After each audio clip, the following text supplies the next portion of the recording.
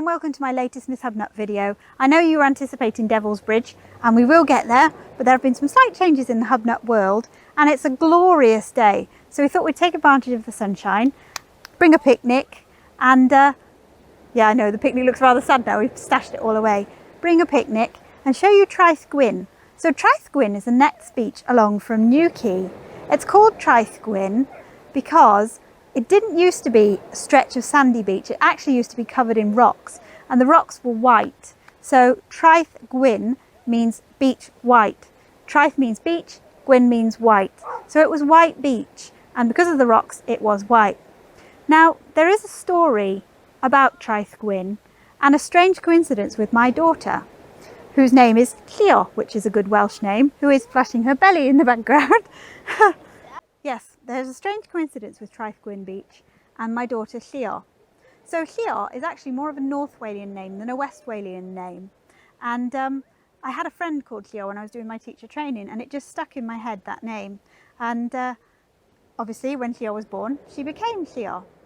So I like to use this channel not just for history, but also for the stories, because I think a lot of Welsh stories are being lost over time. So this is the story of Quay, Branwen and Gwen Llan. So Quay, Gwen Llan and Branwen lived in a house with their father just above Traethgwyn Beach. It was a house just above the rocks. Quay, Gwen Llan and Branwen were known as the most beautiful girls in Wales. They had flowing blonde hair and they had blue eyes. I think there might be a young lady with these assets behind me. So they had long blonde hair and they had blue eyes and were the most beautiful girls in Wales. Now Dylan, the king of the sea, saw these beautiful girls and he was jealous and he wanted to have these beautiful girls for his own. So one night he conjured up a storm and the storm whirled around the house of Gwen Llan, Quay and Branwen and their father. Their father was away that evening. So the storm blew around the house, the waves crashed around the house and one of the daughters went to have a look and see what was going on and she was taken. The other two sisters stayed in the house and they were frightened. But again, another of the sisters went to look and see what was going on and she was taken as well.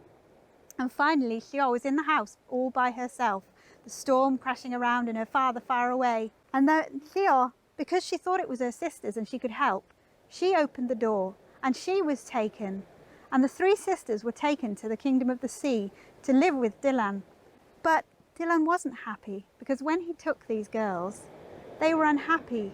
The most beautiful girls in Wales had tears streaming from their blue eyes.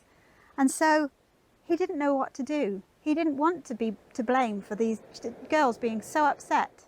He knew he couldn't return them to the land and he knew that they didn't want to live in the sea. So we can imagine their poor father looking for them and hearing the news that they were lost to the sea. And Dylan being distraught that these girls were so beautiful but so sad. So what he did was he turned the girls into seagulls and they returned to the sky and they cried in sadness because they could see their father but they could never return to him. So that is the story of why the seagulls cry is so sad, and also the story of Quay, Branwen and Gwen Llan. Now why am I telling you this story? Because this young lady that is very helpfully reenacting the story behind me is Quay. And as you can see, Quay has long blonde hair and blue eyes. In another coincidence, her middle name is Gwen, and she was actually born in the Gwen Llan ward in Aberystwyth. So, and also, we used to live above Traethgwyn, so she is Quay of Traethgwyn. I never knew this story until about 2 years ago, and it was very surreal. I was sat in church listening to this story, and I just realised the relevance of it being Quay from Traethgwyn. Very strange coincidence. So a little bit about Traethgwyn Beach. So Traethgwyn Beach is the stretch of beach from just beyond the lifeboat house to what's known as Llynina Point just behind me here.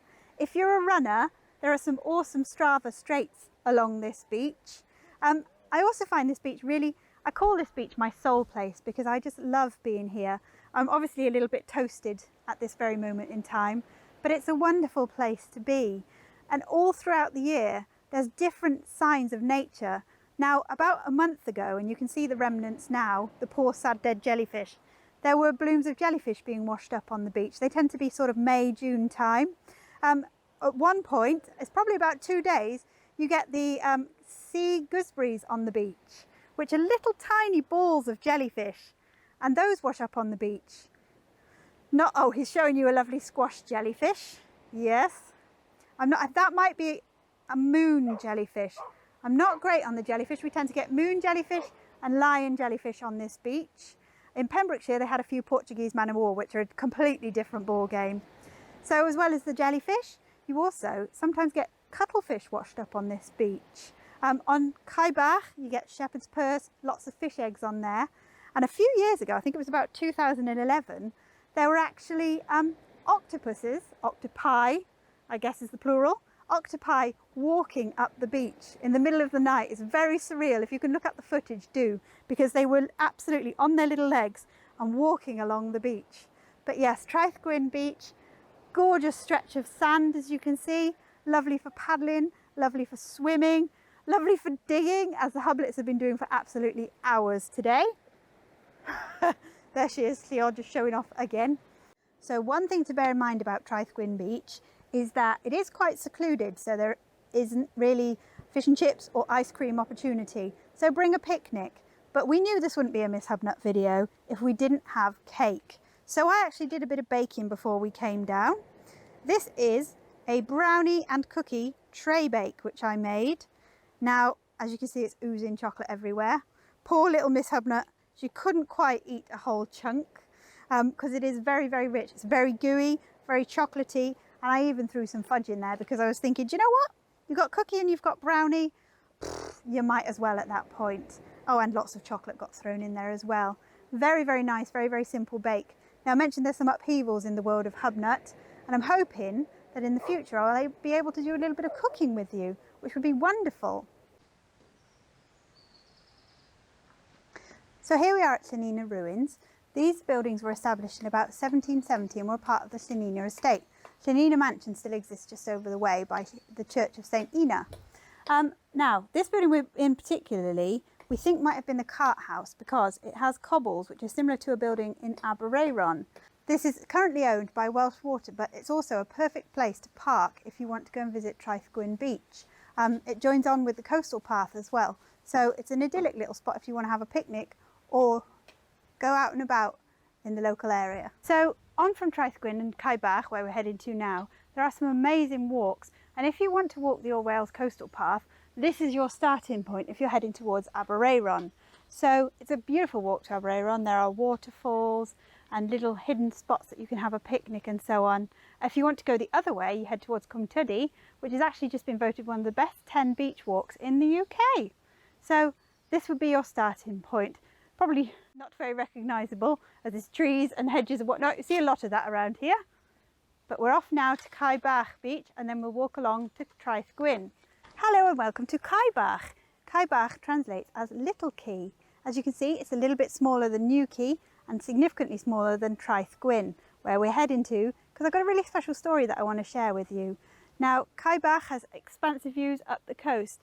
And also, I mentioned when I did my New Quay video that New Quay, and well, particularly Traethgwyn, was huge on shipbuilding. They were building sloops, don't quote me on this, and other boats that went out to America and Africa and all over the place. But Quay was also involved in that.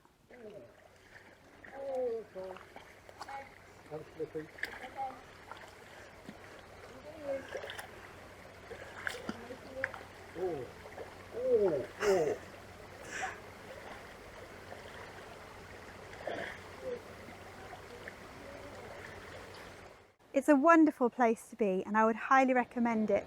And if you want to walk along the coastal path, if the tide is out, this is actually part of the All Wales coastal path. You go off at Llanina Point and rejoin from just above there by Quay.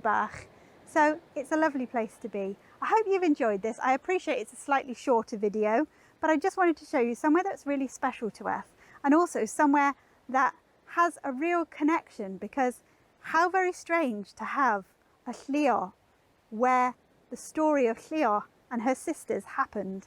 Thank you very, very much for listening, guys. I hope you've enjoyed it and we will see you soon. Bye!